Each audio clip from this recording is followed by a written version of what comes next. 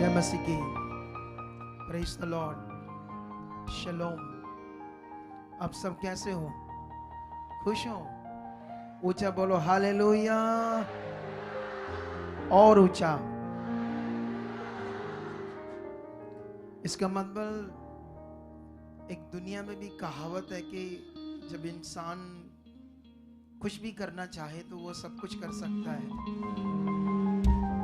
मतलब जैसे कुछ अपनी आदतों को बदलना चाहे तो यह है मिनिस्ट्री का हेल्पलाइन नंबर, आप कॉल भी कर सकते हो।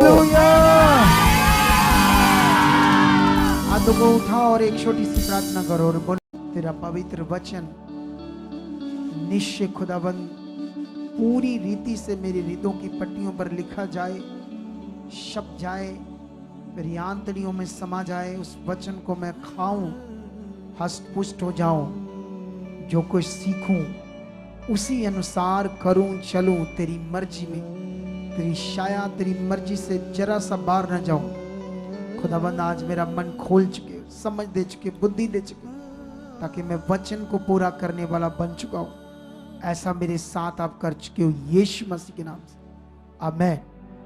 बैठ जाओ अपने स्थानों में और हम दमदार परमेश्वर का वचन सुनेंगे।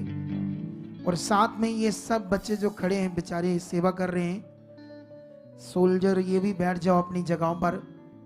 वो ऐसा परमेश्वर है जैसे माता पिता है। माता पिता क्या करते हैं, जहां हमें प्रॉब्लम होनी है वहां से बस रोकते हैं।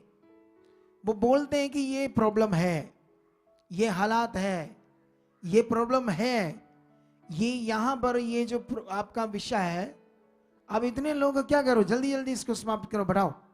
बाकी लोगों को इधर देखो, आप लोग इधर देखो, ये शैतान तुम्हारा ध्यान बटा रहा है उधर, वो दुष्ट है उसमें आया जो। आप ध्यान दो इधर, तुम्हारा काम है वचन सुनना, वो नॉर्मल है, ठीक है? सुनो तो देखो ध्यान से, उसको बैठा दो। एक आधा बंदा कमांड करो, क्या करते हो उधर को ले जा रहे हो, नीचे बैठाओ उसको, कुछ समझाना पड़ेगा। अब बैठाओ उसको, कमांड करो बस, बाकी इधर देखो मेरी तरफ। अब यहां पर तुम्हें आज सीखना है कि तुम एक परमेश्वर की उस मिनिस्ट्री में हो जहां पर मैं तुम्हें सही जो विश्वास है वो समझाऊंगा। क्योंकि इसी को समझते जाओ, बस बढ़ते जाओ, इसको करते जाओ। क्योंकि हम क्या है, शरीर में कब पता नहीं कब आगे पीछे हो जाए, कब कब हमारा अंगीकार गलत हो जाए, कब हमारा मन आगे पीछे हो जाए। ये दिन में 24 घंटे कब क्या हो जाएगा आपके मन में कुछ पता नहीं होता। इसीलिए हमें परमेश्वर के साथ बनना है, वचन के साथ बनना है, संगति में बनना है, ताकि हम कभी भी आगे पीछे ना हो जाए। छोटी छोटी बातों से भी तुम आगे पीछे हो सकते हो, इसीलिए तुम्हें ध्यान देना है। और आज का वचन बड़ा इंपॉर्टेंट है, तुम्हें छुड़ाएगा, तुम नेक्स्ट लेवल में बढ़ोगे और अपनी सारी आशीषें खुदा से ले लोगे जो तुम्हारे लिए उसने रखी है। हालेलुया। कितनों को बात समझ आ रही है आज ये सारी? तो आज ये बड़ा सीखने वाला टॉपिक है, जो बाइबल है, ये परमेश्वर का वचन, ठीक है? इसमें बहुत सारे वचन हैं, ठीक है? तो कौन सा वचन हमने अपने जीवन पर अप्लाई करना है, ये आपको बड़ा जरूरी समझना है। क्योंकि अगर वचन को आपने अप्लाई किया जब अपने जीवन के ऊपर, आपको उस वचन के बारे में समझ नहीं है ये वचन क्या है, लेकिन आप अप्लाई कर रहे हो, अगर वो वचन आपके लिए नहीं है और आपके लिए वो प्रॉब्लम क्रिएट कर सकता है, क्योंकि वो वचन किसी और विषय से लिखा गया था, उसका कोई मीनिंग और था, लेकिन तुम्हें समझ नहीं है या तुमने सुना कुछ गलत है, तो तुम्हारे लिए जबरदस्त प्रॉब्लम क्रिएट कर सकती है नेगेटिविटी, शैतान। इसीलिए तुम्हें इन बातों को समझना है, जहां बाइबल में कौन से वचन पूरे हो चुके हैं और कौन से होने हैं, ये सब बातें तुम्हें अच्छे से क्या होनी चाहिए, समझ होनी चाहिए। आज मैं सबसे पहले आपको मत्ती के एक वचन में लेकर जाता हूं, उसके बाद मैं आपके फेथ को ठीक करूंगा। क्योंकि ये फेथ को ठीक करने का विषय, राइटली परमेश्वर के साथ चलने का विषय, परमेश्वर आत्मा के द्वारा कुछ ना कुछ सिखाता रहेगा, कंटिन्यू वो नई नई चीजें आपको समझाता रहेगा, तुम्हें समझकर आगे बढ़ते रहना है, ठीक है? यहां पर हम लोग एक वचन पढ़ेंगे, मत्ती 5 उसका 17 और 18 वचन। ऐसे लिखा है, ये ना समझो कि मैं व्यवस्था, यीशु मसीह कह रहे हैं, ये ना समझो कि मैं व्यवस्था या भविष्यवक्ताओं की पुस्तकों लोप करने आया हूं। लोप करने नहीं परंतु पूरा करने आया हूं। क्योंकि मैं तुमसे सच कहता हूं कि जब तक आकाश और पृथ्वी टल न जाए तब तक व्यवस्था से एक मात्रा या एक बिंदु भी बिना पूरे हुए नहीं टलेगा। हालेलुया। आप इधर ध्यान दो, क्योंकि तुम्हें बुद्धि में बढ़ना है। जैसे मैं इन बच्चों को क्यों थोड़ा थोड़ा डांटता हूं, मैं जानता हूं ये गुस्सा करते, मुंह सा बना लेते, बाद में चुप सा हो जाते हैं, इनको अच्छा नहीं लगता, लेकिन यही इनके लिए आगे बढ़ने की चीज है। बोलो, आपको मेरी बात समझ आ रही कि नहीं? हर इंसान को कभी भी ये अच्छा नहीं लगता कि मुझे क्यों ऐसे बोला है, लेकिन वो इसलिए बोला गया क्योंकि वो तुम्हारे लिए भला है, तुम्हारे लिए आशीष है। बाइबल में लिखा, नीति वचन में, तू बुद्धिमान को डांट और बुद्धिमान हो जाएगा, तो मूर्ख को ना डांट, वो तो तुमसे झगड़ा करेगा। तो ये मूर्ख है या बुद्धिमान है, दोनों में से एक चीज समझ नहीं है, हमें ये समझना होगा। क्योंकि जैसे हम जो भी काम करते हैं, सबसे पहले मेरे पास बड़ा एक्सपीरियंस है संसार का भी और परमेश्वर के साथ भी, आत्मा में भी। मैं इस दुनिया में पवित्र आत्मा का प्रबंध का जो विषय है वो सिखाता हूं। पूरी दुनिया में ये मैं प्रीच कर रहा हूं। ये जिनकी ये बात है ना, ये बहन सेवा भी करती है, सुसमाचार देती यूके में, और ये किसी मिनिस्ट्री के साथ जुड़ी थी, बड़े हालातों में चले गई, बुरी तरह से मर रही थी। काफी ठीक हो गए हैं, लेकिन बाकी कुछ रह गए हैं, वो भी ठीक हो जाएंगे जल्द, मेरा विश्वास है। बहुत दिनों में, लंबा नहीं टाइम, सारे ठीक हो चुके, मैं बिलीव करता हूं। लेकिन ध्यान दो, ये मुझे कह रही, अपोस्टल जी मुझे ये जो शिक्षा है मैं प्रेर कर रही, पूरी दुनिया में फैलनी चाहिए। क्योंकि तुम्हें मैं, अब लाइव चल रहा है, कुछ समझा नहीं सकता हूं वो कौन है, कहां जाती थी, क्या करती थी, और जहां भी जाती थी, कौन सी ब्रांचेस मिनिस्ट्री आए, वह क्या हो रहा है, वो कहती इतना बुरा हाल है लोगों का, आप सोच नहीं सकते। उनमें से मैं भी एक हूं। तो मैंने उसे समझाया, कहती ये वर्ल्ड की सबसे पावरफुल टीचिंग आपके ऊपर खुदा ने प्रकट की है।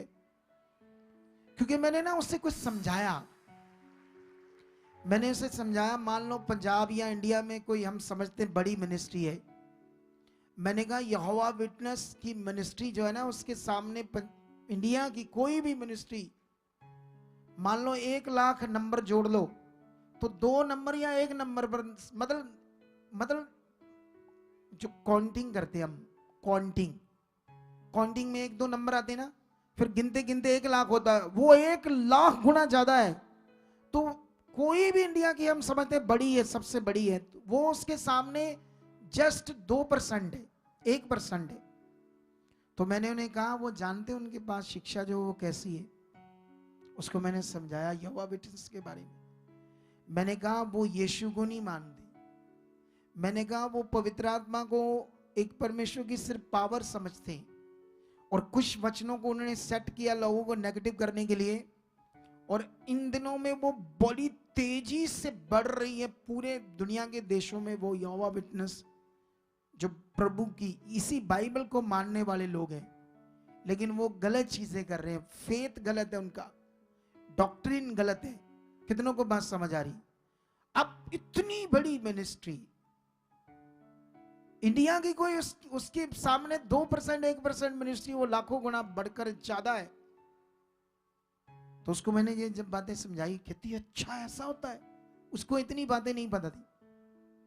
तो मैंने कहा ये बड़े कारण होते हैं, क्यों कारण होते हैं ऐसे, ये तुम्हें समझना होगा, लेकिन इसीलिए तुम्हें आगे बढ़ना होगा, क्योंकि इस समय पवित्र आत्मा का प्रबंध है, सारा काम पवित्र आत्मा करेगा आपके जीवन में। ये टीचिंग मैं देता हूं, और यही खुदा ने मेरे ऊपर प्रकट की है। तो इसीलिए तुम्हें आज ये समझना होगा अच्छे से, क्योंकि तुमने अब वो करना है जिससे तुम्हें जीवन मिलना है, अब तुम्हें वो करना है जिससे तुम्हारा भला होना है। तो तुम्हें अपना भला करने में सही से तो पता होना चाहिए ना मुझे क्या करना है। अगर तुम्हें सही से पता नहीं, जैसे अभी अभी हमने ये दर्शन परमेश्वर से पाया कि 7 हफ्ते मैं आऊंगा 10 बजे, क्योंकि मुझे खुदा ने कहा खड़ा हो जा और लोगों को भी बोल। मैंने कहा है, कुछ लोग तो मान रहे हैं और फिर भी बहुत सारे लोग नहीं मान रहे इस वचन को, इस दर्शन को। फिर वो अपने शरीर से नॉर्मल जैसे आते आते उसके लिए एक दिन से भी उन्होंने मन नहीं फिराया, एक दिन के लिए भी ऐसे फील नहीं किया कि हम क्यों नहीं ये दर्शन पूरा कर रहे, क्यों नहीं परमेश्वर के सामने जा रहे, क्योंकि ध्यान नहीं दे रहे ना, अपने आप को मार नहीं रहे, है ना। जैसे जैसे थोड़ा सा फील करना, अपने आप को शर्म फील करना कि मैं क्यों नहीं कर पा रहा, वो अगर करेंगे, ध्यान देंगे तो फिर तो हो जाएगा। अगर ध्यान नहीं देंगे, ढीठ रहेंगे तो फिर नहीं होगा। तो इसी तरह से क्या करना है अब तुम्हें ये समझ होनी चाहिए। इसीलिए ये वचन जो मैंने पढ़ा, यीशु मसीह ने कहा कि मैं भविष्यवक्ताओं की जो पुस्तकें हैं या जो व्यवस्था है उसे मैं लोप करने नहीं आया, पूरा करने आया हूं। कितनों को बात समझ आ रही। और यहां पर बात हो रही व्यवस्था की। अब व्यवस्था क्या होती है मैं तुम्हें समझाता हूं, आगे जाकर 2 वचन पढ़ाता हूं। हम जाएंगे यहां से गलातियों में, और गलातियों के बाद तुम्हें मैं व्यवस्था में समझाऊंगा, ठीक है, व्यवस्था क्या होती है। क्योंकि मेरे पास तो रेगुलर दुनिया आ रही है हर जगह से, और जब हम उन्हें समझा रहे हैं और तब उनके जीवनों में काम हो रहे हैं, यही ज्ञान, सही वाला ज्ञान जब लोगों को समझ आ रही है, उनकी जिंदगी में बड़े बड़े काम हो रहे हैं। यहां से मैं तुम्हें 3 का 1 गलातियों पढ़ता हूं 5 तक। ऐसे लिखा है, निर्बुद्धि गलातियों, किसने तुम्हें मोल लिया है, तुम्हारी तो मानो आंखों के सामने यीशु मसीह क्रूस पर दिखाया गया। मैं तुमसे केवल ये जानना चाहता हूं कि तुमने आत्मा को क्या व्यवस्था के कामों से या विश्वास के समाचार से पाया। क्या तुम ऐसे निर्बुद्धि हो कि आत्मा की रीति पर आरंभ करके अब शरीर की रीति पर अंत करोगे। क्या तुमने इतना दुख व्यर्थ ही उठाया, परंतु कदाचित व्यर्थ नहीं। जो तुम्हें आत्मा दान करता है वह तुम में सामर्थ्य के काम करता है। वह क्या व्यवस्था के कामों से या सुसमाचार पर विश्वास करने से ऐसा करता है। इस वचन में क्या क्या लिखा है इसको तुम्हें समझना होगा, क्योंकि यहां विषय है ध्यान देना। हालेलुया। मेरी बुद्धि खुली हुई है अच्छे से, बहुत अच्छे से, इसलिए मुझे हर बात समझ आती है।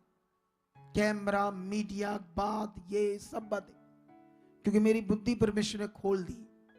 क्यों खोली है? क्योंकि मैं लगातार उसकी इच्छा में चल रहा हूं, ध्यान दे रहा हूं, इसलिए खोल दी।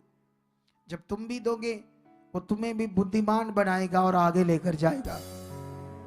अब यहां पर ये लोग कौन हैं?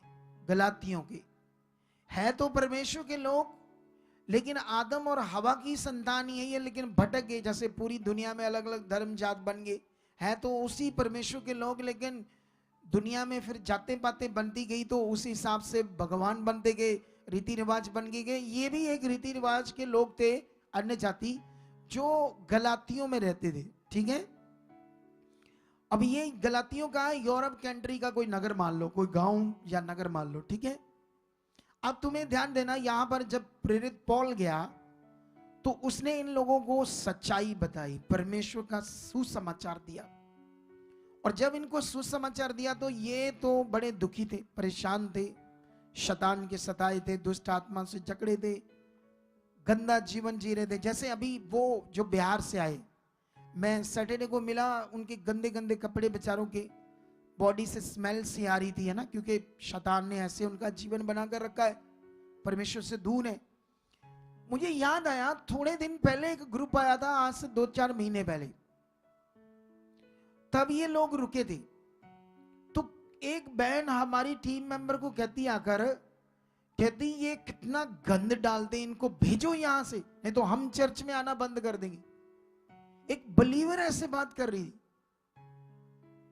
लेकिन मैं तो इनको मेरे साथ वहां बैठा दो खाना खाने, मैं तो इनके साथ खाना खा सकता हूं बैठकर, मैं ऐसा बंदा हूं।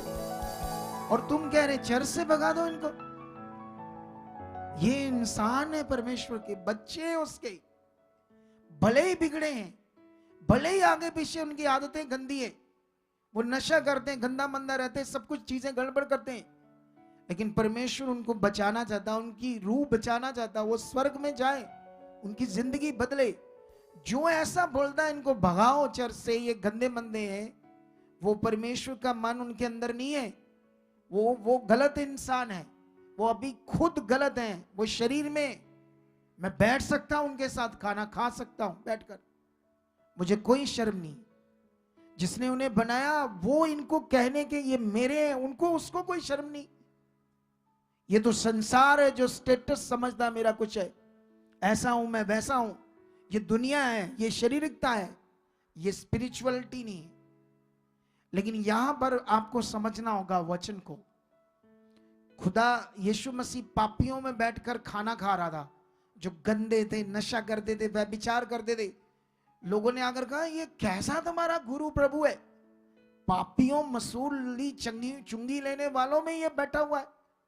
यीशु मसीह ने कहा जो रोगी होते हैं उनको वैद्य की जरूरत होती है, भले चंगों को नहीं। ये रोगी हैं, इनको मेरी जरूरत है ताकि ये चंगे हो जाए।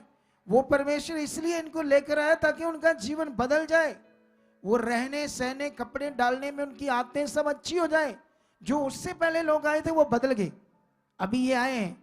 कुछ लोगों को पसंद नहीं आएंगे इनका बैठना, तुम ऐसे बिल्कुल नहीं करना। यहाँ ये वो मिनिस्ट्री नहीं है, ये दुनिया की सबसे अलग और खास मिनिस्ट्री है। यहां कोई पार्शियलिटी नहीं, कोई पक्षपात नहीं है। तुम अमीर हो आओ, तुम्हें परमेश्वर प्यार करता है, तुम गरीब हो आओ, तुम्हें परमेश्वर प्यार करता है। यहां जब भी आओ, पहली बार आओ, तुम्हारी ले हैंड होगी, हम प्रेयर करेंगे। हमारे लिए सबको बचाना एक विषय है, क्योंकि रूह कीमती है, रूह कीमती है, याद रखो। जब मैं फील्ड में उतरा हूं काम करने के लिए, वहां पर गरीब लोगों की सुधि नहीं ली गई, मिनिस्ट्रियों में गए, बैकस्लाइड हो गए, लोग प्रभु को छोड़ गए।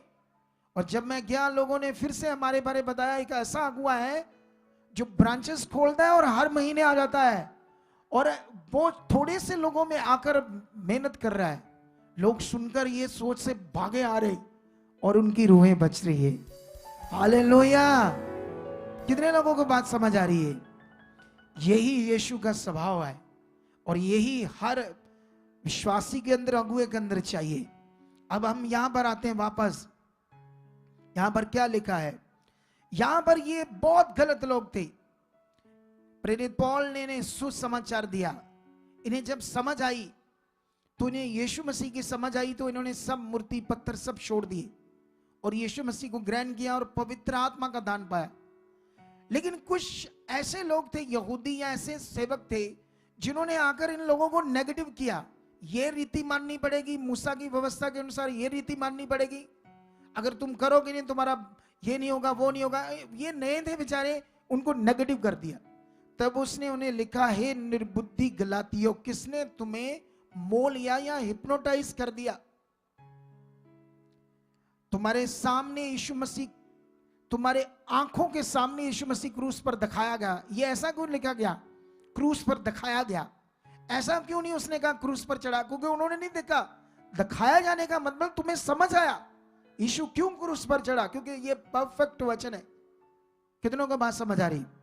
उसने बाद में उन्हें कहा कि तुमने क्या व्यवस्था के कामों से पवित्र आत्मा को पाया या विश्वास से? मैंने तो तुम्हें कोई रीति बताई नहीं, तुमने तो ये विश्वास किया उस प्रभु पर जो तुम्हारे लिए क्रॉस पर चढ़ा, मुर्दों में से जिंदा हुआ। तुमने नियम को समझा और तुम्हें पवित्र आत्मा का दान मिला।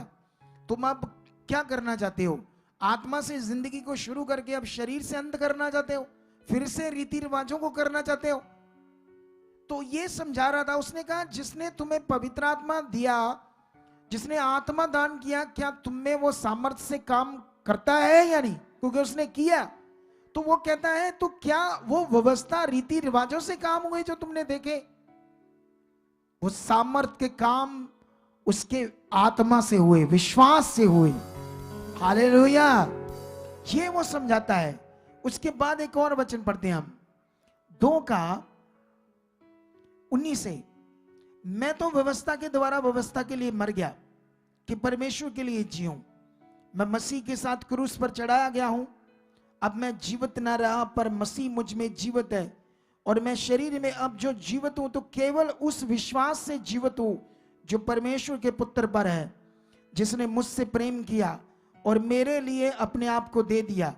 मैं परमेश्वर के अनुग्रह को व्यर्थ नहीं ठहराता, क्योंकि यदि व्यवस्था के द्वारा धार्मिकता होती तो मसीह का मरना व्यर्थ होता। अब तुम्हें यह वचन समझना होगा परमेश्वर क्या बात कर रहे हैं।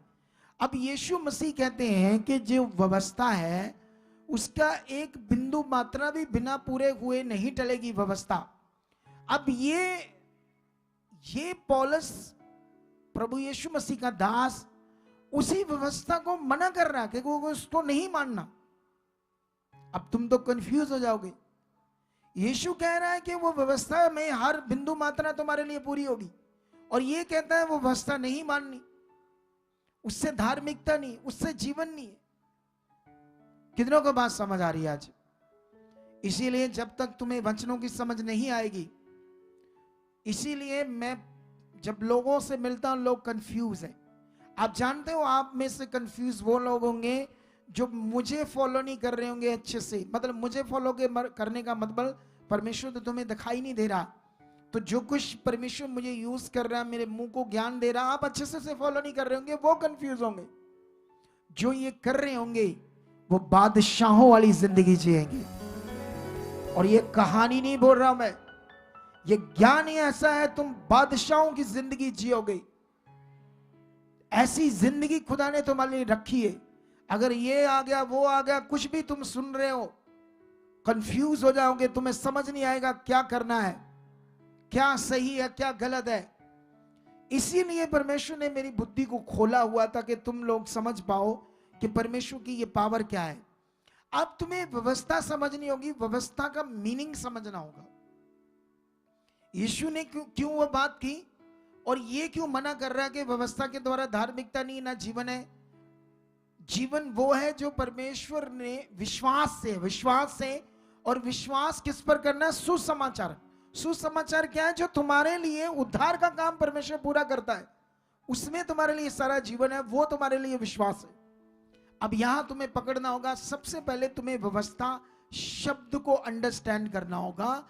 व्यवस्था शब्द का अर्थ होता है प्रबंध। जैसे कहते हैं ना, हमने तुम्हारे लिए बिस्तरों की व्यवस्था की, भोजन की व्यवस्था की। व्यवस्था शब्द का अर्थ होता है मैनेज करना, प्रबंध करना। हालेलुया। कितनों को बात समझ आई आज?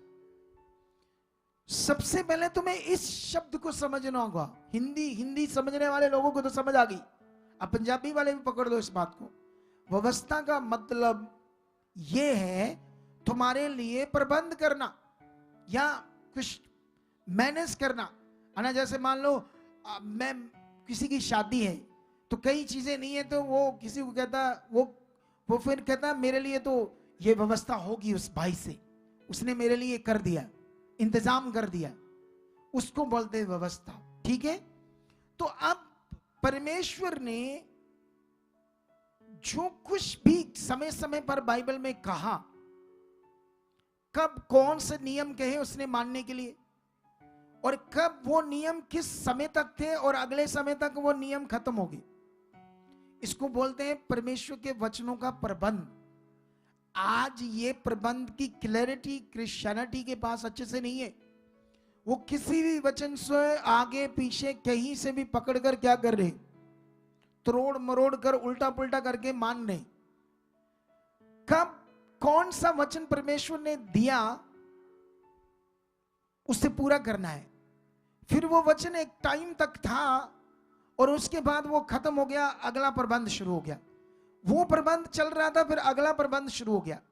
और जब तक ये तुम्हें अच्छे से क्लैरिटी पता नहीं है, तुम कुछ भी आगे पीछे कर लोगे, अपने माइंड को गड़बड़ कर लोगे, रीति रिवाजों में चले जाओगे, अपने फेथ को खराब करके बैठ जाओगे।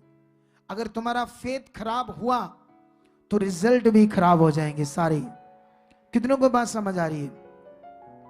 क्योंकि ये फेथ एक बड़ा विषय है आप लोगों के लिए, इसी से तुम्हारे सारे रिजल्ट आने हैं। लेकिन मैं तुम्हें अभी समझाता हूं, यीशु मसीह ने जो बात की कि परमेश्वर ने व्यवस्था मतलब जो जो तुम्हें कहा, अब कौन से टाइम में क्या कहा, यीशु मसीह के कुर्बानी तक या यीशु मसीह के आने तक मूसा के द्वारा परमेश्वर ने एक व्यवस्था दी जिसमें बलियां करते थे, वेदी बनती थी, धूप जलाते थे, कई सारा फिजिकल मटेरियलिस्ट सामान था जिसे वो यूज करते थे ऐसे धार्मिकता करने के लिए, जैसे अभी दुनिया करती है। हम लोग, हमारी धार्मिकता तो विश्वास से, अंदर से। हालेलुया। हम किसी भी मटेरियल के सामने नहीं जाते और किसी भी मटेरियल को पकड़कर धार्मिकता नहीं करते। हम विश्वास से परमेश्वर के साथ जीते। कितनों को बात समझ आ रही है? तो ये विषय है हमारे लिए। लेकिन मूसा ने कई तरह की मतलब व्यवस्था में वो बातें कही कि ये करना, ये करना, ये करना, लेकिन वो एक टाइम तक था। लेकिन जब यीशु आया तो उसकी जरूरत नहीं थी। लेकिन आज भी यहूदी लोग दुनिया में हैं जो उसी को मान रहे, क्योंकि उन्होंने यीशु मसीह को नहीं माना। कितनों को बात समझ आ रही? इसीलिए लोग इतने, जो यीशु में लोग हैं, इतने मिनिस्ट्रीज हैं, कुछ ना कुछ अलग अलग लोगों की शिक्षाएं क्यों है? क्योंकि अपने हिसाब से जो दिमाग में आया लोगों को बता दिया। क्योंकि इसे तुम्हें समझना होगा अब, क्योंकि ये नॉर्मल विषय नहीं है, ये बड़ा खतरनाक विषय है। लेकिन अभी जैसे मान लो यहां पर जोड़ों की सेवा है, बाथरूमों के साफ करने की सेवा है, वॉलेंटियर की सेवा है, ट्रैफिक की सेवा है, जोड़ों की सेवा है, सोल्जर की सेवा है, मीडिया की सेवा है, कई प्रकार की खाने बर्तन, कई चीजों की सेवा है। अब ये एक सेवा है। अब तुम्हें इसे क्या कहते हो? ये क्या है? ये एक व्यवस्था है। लोगों, जो लोग यहां आएंगे उनके लिए एक व्यवस्था है ताकि उनकी रूह बचे। इसे हम रीति रिवाज नहीं कहते। रीति रिवाज एक अलग विषय है जिससे आप धार्मिकता करते हो। लेकिन ये हम मैनेज करते हैं, ये लोग सेवा करते हैं, परमेश्वर के काम को लोगों के लिए करते हैं ताकि लोगों को एक अच्छी व्यवस्था मिले। यहां सब चीजें में जैसे मैं डांटता हूं, ये करो वो करो, तो ये वो व्यवस्था जो कर रहे हैं, अपना काम जो कर रहे हैं उसमें आगे पीछे। लेकिन ये जो कर रहे हैं परमेश्वर इससे खुश है। क्या है परमेश्वर से? वो खुश होता है कि मेरे लिए करते हैं, मेरे लोगों के लिए करते हैं, तो वो इससे खुश होता है। लेकिन ये अलग एक पार्ट है, एक धार्मिकता एक अलग पार्ट है, ये एक अलग पार्ट है। कितनों को बात समझ आ रही? ये पार्ट भी हमने करना है। जैसे मान लो मैंने अभी तुम्हें जलंधर हमारा क्रूसेड है तो उसकी बात की, मैंने कहा लखा कर जाओ, तो ये भी एक पार्ट है। क्योंकि इससे क्या होता है, ये तो जो सुसमाचार है ये तो 100% धार्मिकता का पार्ट है बाइबल के अकॉर्डिंग। लेकिन हमने इस व्यवस्था को भी बड़ी खुशी से करना है, परमेश्वर के लिए जीना है। कितनों को बात समझ आ रही? लेकिन यहां पर अब मैं तुम्हें समझाता हूं। अब जो प्रबंध है वो पवित्र आत्मा का है।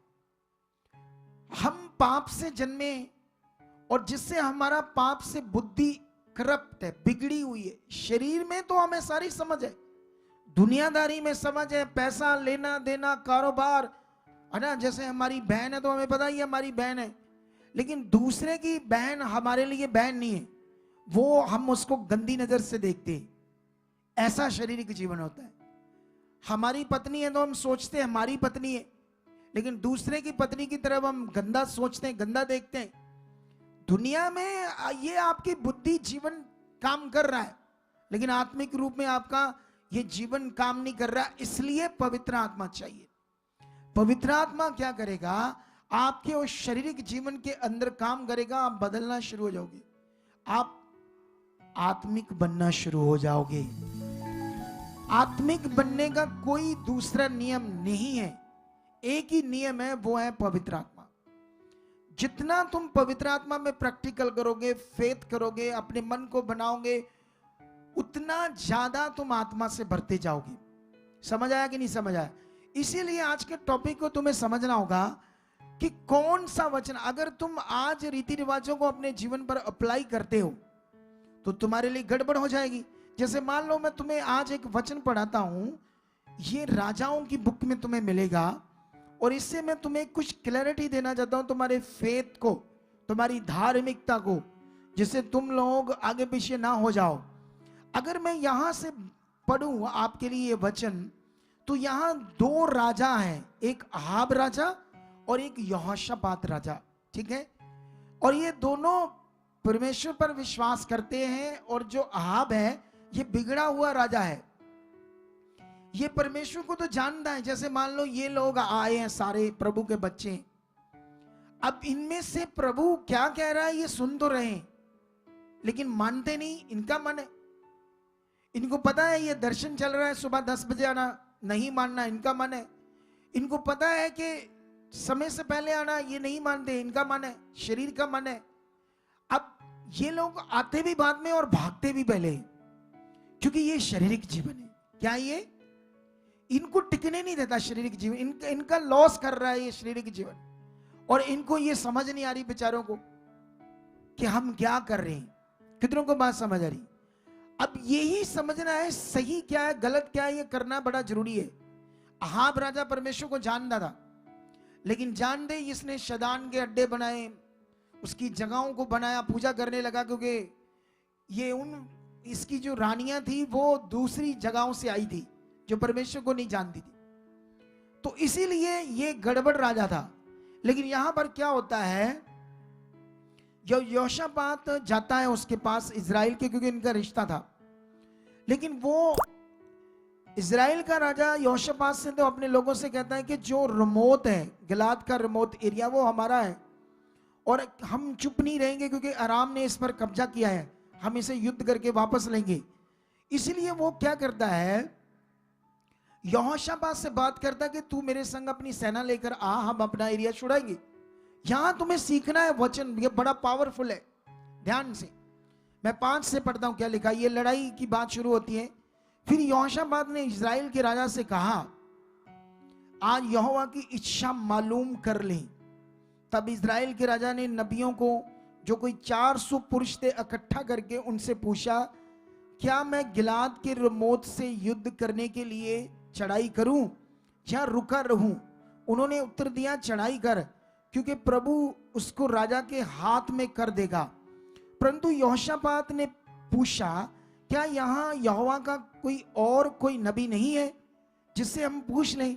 इजराइल के राजा ने यहोशापात से कहा, हाँ, जिम्ला का पुत्र मिकाया एक पुरुष है जिसके द्वारा हम यहोवा से पूछ सकते हैं, परंतु मैं उससे घृणा करता हूं, क्योंकि वह मेरे विषय में कल्याण की नहीं वरन हानि की भविष्यवाणी करता है। अब यहां तुम्हारे लिए सीखने का विषय है। हालेलुया। कितनों को बात समझ आ रही? अगर मैं तुम्हें किसी भी काम के लिए बोलूं, हाँ हाँ करो करो, तुम अच्छे हो, सब अच्छा है, तुम्हें कुछ मना ना करूं, तो तुम्हें सब अच्छा लगेगा। कितना तो तुम्हें गुस्सा लगेगा, क्योंकि जो शरीर में उन्हें गुस्सा लगेगा। यहां इजराइल का राजा अहाब कहता है, उसके 400 नबी जो पता नहीं किन किन चीजों की पूजा कर रहे हैं, परमेश्वर की भी बात करते हैं और संसार में भी मिक्स है, और ज्यादा तो वो 98% तो वो दुष्ट की पूजा करने वाले, पत्थर मूर्ति चीजों की।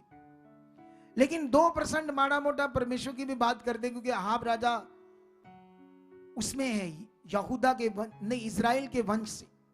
कितनों को बात समझ आ रही है? ये जो राजा है अहाब। लेकिन यहां पर बड़ा विषय हमारे लिए समझने वाला, अगर मैं तुम्हें कुछ मना करूं तो लोगों को अच्छा नहीं लगता, लोगों को उनके फेवर की बातें करो तो अच्छा लगता है। कितनों को बात समझ आ रही? यहीं से पता लगता हम शरीर में कितने, आत्मा में कितने। आत्मा में जब कोई बात सिखाई जाती, फटाफट पकड़ दी, नहीं ये मेरे लिए, मैंने करनी है, मेरे लिए जीवन है। लेकिन यहां पर क्या बात होती दोनों के बीच में? 400 नबी कहते हैं चढ़ाई करो, परमेश्वर ने वो रिमोट तुम्हारे हाथ में कर दिया, निश्चय राजा तुम जीतोगे। यहोशापात अच्छा राजा था, परमेश्वर का भय मानता था। उसने कहा, कोई और नबी भी है जिससे हम एक बार पूछ लें कि परमेश्वर सचमुच हमें ये युद्ध करने की इजाजत देता है या नहीं देता है, ये काम करने की इजाजत देता है या नहीं देता है? उसने कहा, है एक जिम्ला का पुत्र मिकाया, उससे हम पूछ सकते हैं, लेकिन मैं उससे घृणा करता हूं, क्योंकि वो हमेशा मेरे लिए मेरे हानि की भविष्यवाणी करता। हानि की नहीं करता, सुनो, वो जब भी वो गलत कर रहा है तो वो बताएगा तुम्हारे ये गलत करने से तुम्हारा कितना नाश होगा, तो उसको वो हानि लगती है। कितनों को बात समझ आ रही है? अगर यहां पर कुछ गलत करेंगे तो मैं बोलूंगा मत करो, ये मत करो, तो वो कहेंगे ये तो अच्छा नहीं हमें बोल रहा। ये जो पीछे लोग बैठे, पीछे आकर बैठे ना, लेट आए ये लोग, अब मैं इनको बोलूंगा आपने उठना नहीं, खाना नहीं खाना जब तक मैं 2 लाइनें प्रे नहीं करता हूं। इनको ये अच्छा नहीं लगता, क्योंकि ये इनके लिए अच्छी बात नहीं है। इनके लिए अच्छी बात है फटाफट खाना खाना, फटाफट घर में भागना, और ये इनका नुकसान है। इनको ये समझ नहीं आती बेचारों को। कितनों को बात समझ आ रही है? इनको मेरी जो आत्मिक बात है वो अच्छे से समझ नहीं आ रही। इसी तरह से ये जो राजा है, ये कहता है वो मेरी हानि की बात करता है, लेकिन उसके बाद 11 में लिखा, तब कनाना के पुत्र सिदकिया के लोहे के सींग बनाकर कहा, यहोवा यूं कहता है, इनसे तू अरामियों को मारते मारते नष्ट कर डालेगा। और सब नबियों ने इसी आशय की भविष्यवाणी करके कहा, गिलाद के रिमोत पर चढ़ाई कर और तू कुठार्थ हो, क्योंकि यहोवा उसे राजा के हाथ में कर देगा। कितनों को बात समझ आ रही है? सब नबियों ने कहा, यहोवा का नाम लेकर ही कहा कि या तू जीतेगा, यहोवा ने हमें कहा है। लेकिन उसके बाद क्या होता है, यहां पर क्या होता है, वो कहता है कि हमें एक बार पूछना चाहिए उससे। किससे?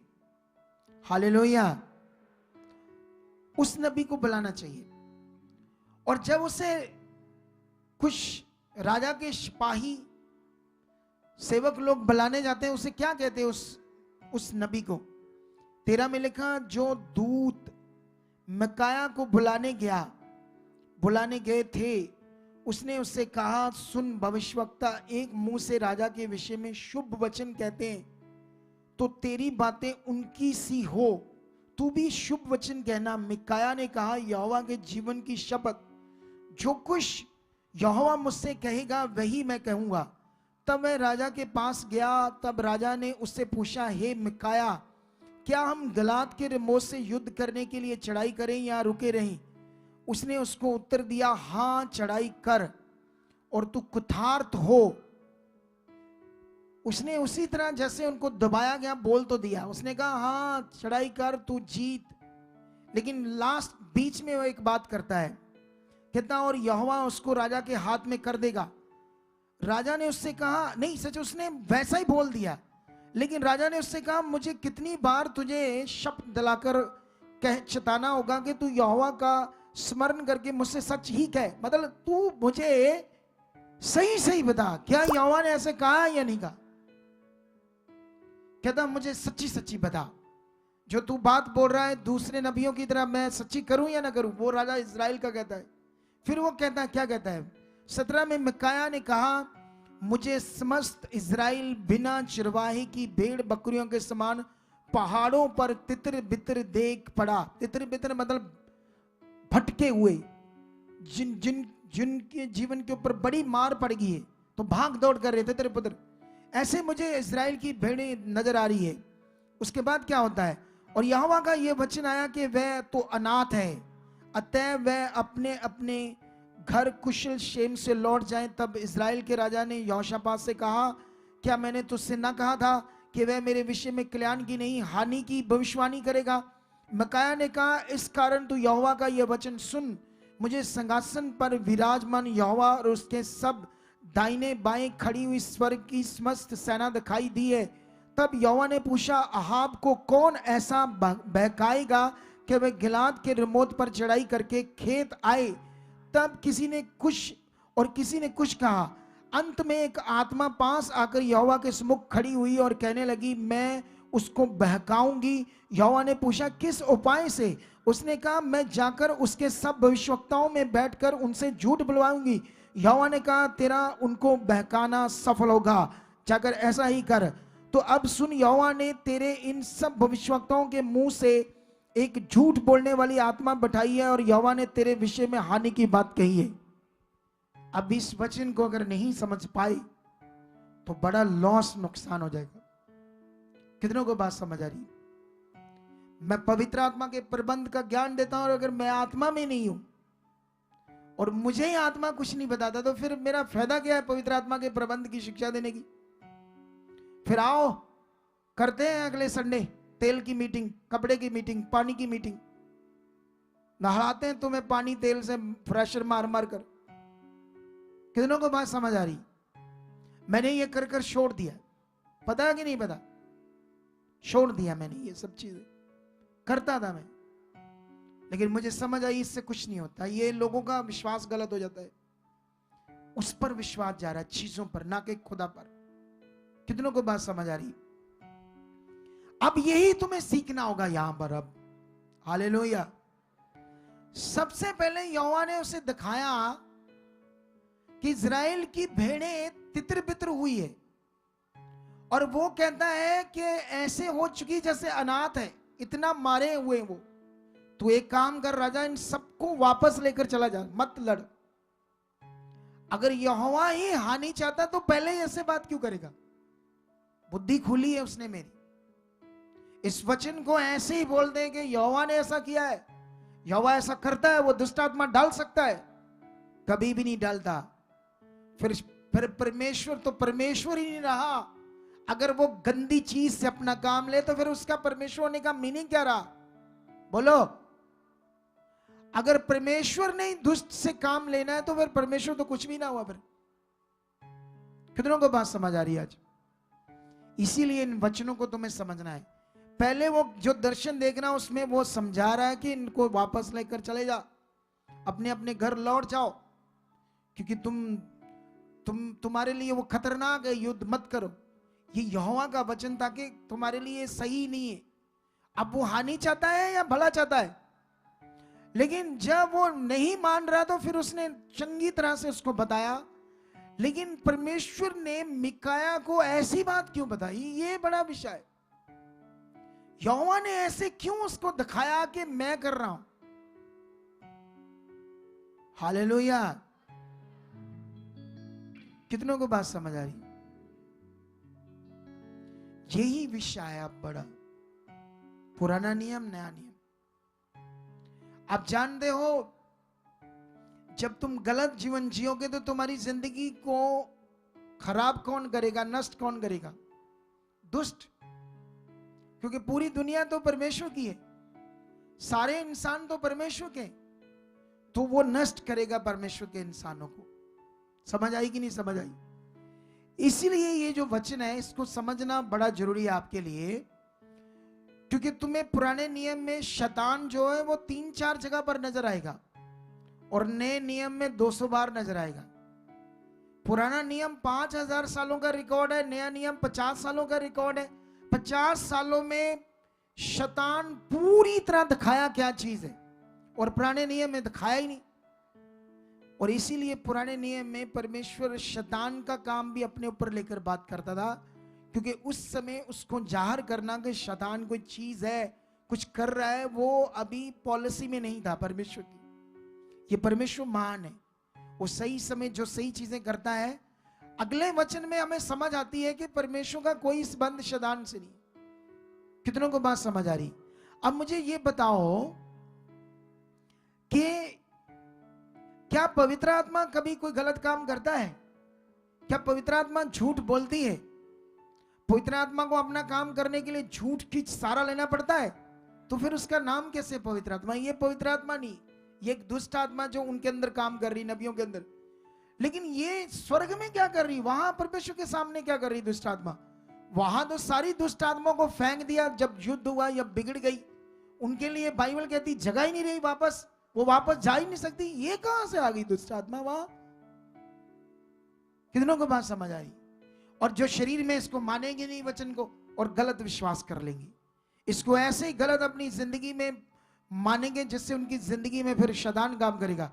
इसके लिए मैं तुम्हें समझाता हूं। और सुनो, अभी परीक्षाएं, बहुत सारे लोग सोचते हैं परमेश्वर परीक्षाएं लेता है, लेकिन मैं कहता हूं नहीं लेता है। कितनों को बात समझ आ रही? क्योंकि जब तुम याकूब की पत्री में पढ़ोगे तुम्हें कहीं कहीं वचन और भी मिलेंगे। सबसे पहले तुम्हें यह समझना होगा परीक्षा का अर्थ क्या होता है। वैसे जब तुम स्कूल में पढ़ते हो तो तुम्हारे साल में एक बार आती है, क्या आती है? परीक्षा। जब परीक्षा आती है तो सबसे पहले वो आग जला देते हैं स्कूल के बाहर, कोले डाल देते गरम, उससे निकलो, जो जो कोलों के ऊपर चलेंगे चलेंगे चलेंगे आगे आएंगे, उनके पेपर होंगे ठीक ठाक। है ऐसा है? अरे परीक्षा का अर्थ है टेस्ट। क्या है? अब बाइबल के अकॉर्डिंग परीक्षा शब्द जो है उससे तुम समझो कि जब स्कूल में एग्जाम देते हैं हम, जो पढ़ते हैं उसका टेस्ट देकर अपने आप की काबिलियत प्रकट करते हैं, उसको बोलते हैं परीक्षा हिंदी में। इंग्लिश में बोलते हैं टेस्ट, पेपर देना। लेकिन बाइबल में लोगों के जीवन में जब प्रॉब्लम्स आती है, हालात आती, बीमारियां आती, कहते हैं मेरी परीक्षा हो रही है, परमेश्वर मेरी परीक्षा ले रहा है। ये कैसी परीक्षा है कि वो तुम्हें बीमारियां देता है, बला देता है? वो तो तुम्हारे लिए क्रॉस पर चढ़ा, तुम्हारे लिए मरा, कोड़े खाए, दुख सहा, तकलीफ सही, तुम्हारी मौत को अपने, वो क्यों तुम्हारे साथ बुरा करेगा? बोलो। यहां अगर तुम्हारा विश्वास गड़बड़ हो गया तो तुम्हारी ये जो बहन है ना, यही चीजों में फंसी हुई थी, इसी से मैं इसको निकाल रहा हूं। और अभी मैंने इसको 70% निकाल लिया है और 70% रिजल्ट आ गए, 30% बाकी है। जब ये निकल जाएगी आपको इसकी गवाही दिखाएंगे, जबरदस्त इसकी गवाही होगी। कितनों को बात समझ आ रही है? इसीलिए तुम्हें सीखना होगा आज इन्हीं बातों को, परीक्षा क्या होती है। अब मैं तुम्हें और एक वचन देता हूं ताकि तुम्हें यह समझ आ जाए। यहां तो तुम्हें यह समझ आ गया, लेकिन अभी ये एक बड़ा जरूरी है विषय। बाइबल में लिखा है मांगोगे तो तुम्हें मिलेगा, लेकिन ये जो वचन है मैं तुम्हारे लिए पढ़ाता हूं ये बड़ा अलग है। मांगोगे तो मिलेगा, लेकिन मत्ती 6:8 में ऐसे लिखा है, इसलिए तुम उनके समान ना बनो क्योंकि तुम्हारा पिता तुम्हारे मांगने से पहले ही जानता कि तुम्हारी क्या जरूरतें हैं। अब मुझे बताओ दोनों से कौन सा वचन पूरा करना है? मांगना है या मांगने से? हालेलुया। अरे जब तक तुम्हें वचनों की समझ नहीं है तुम कुछ भी पुट्ठा सीधा करना स्टार्ट कर दोगी।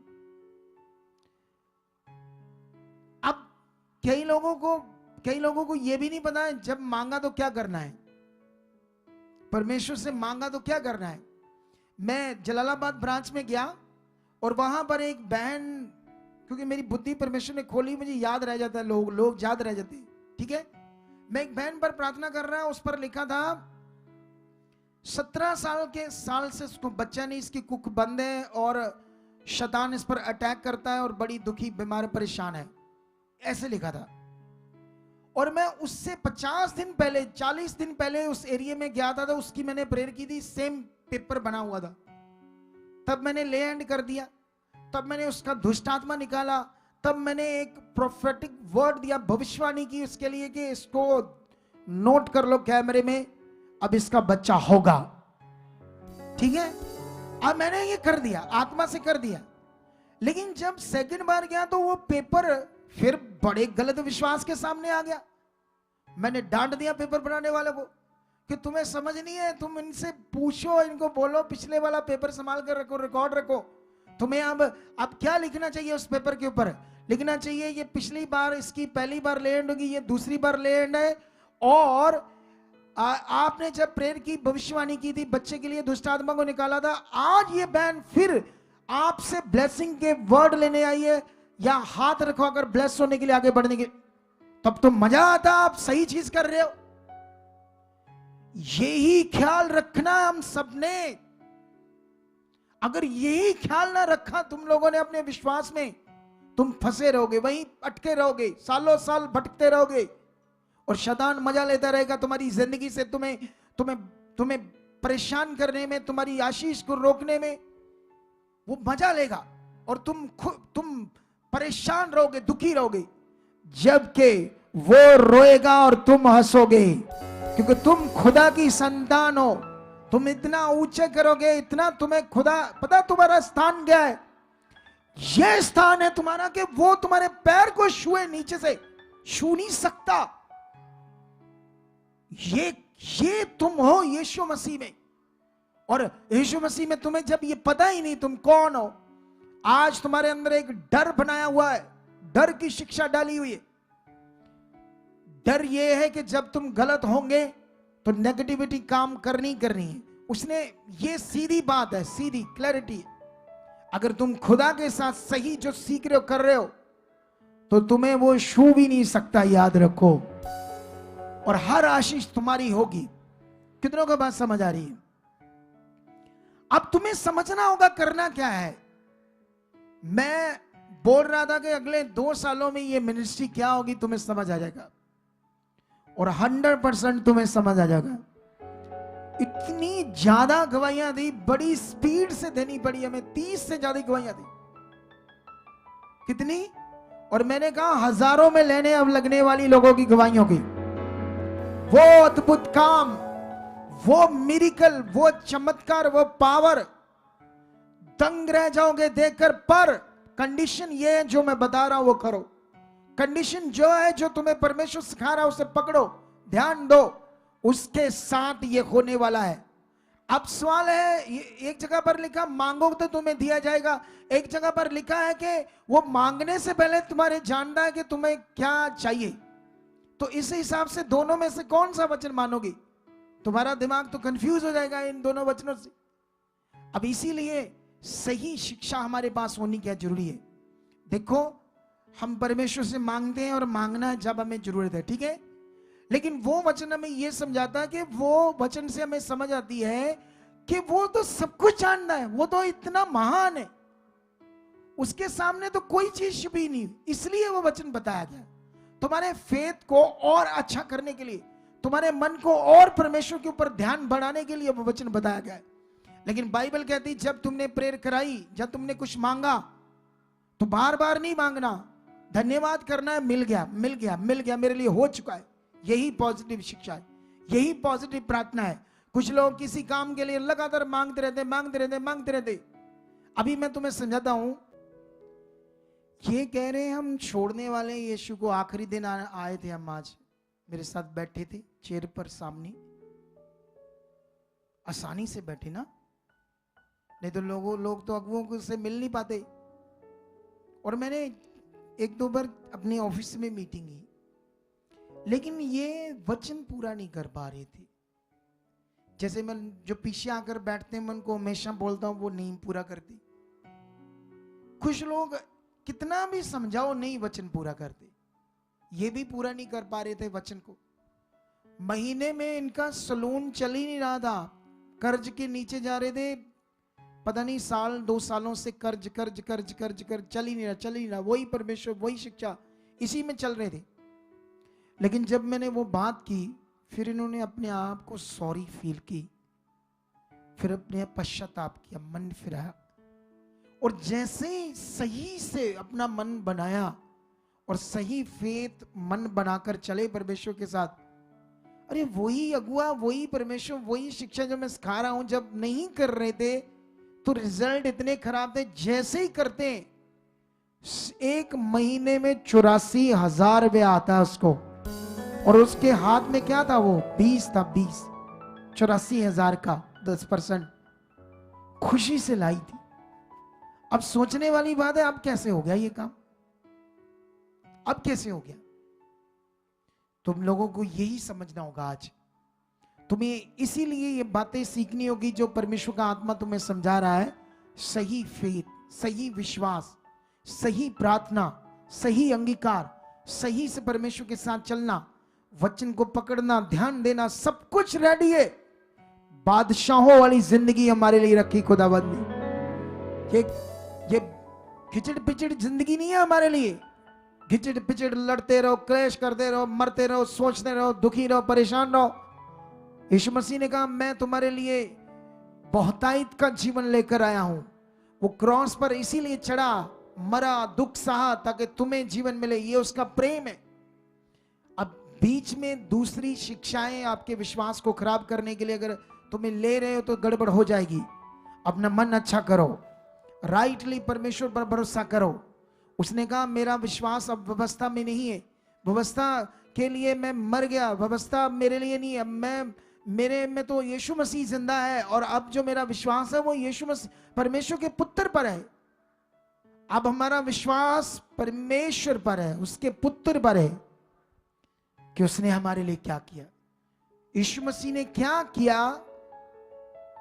आप जानते हो। बाइबल कहती है यीशु ने कोड़े खाए, मार खाई। क्यों?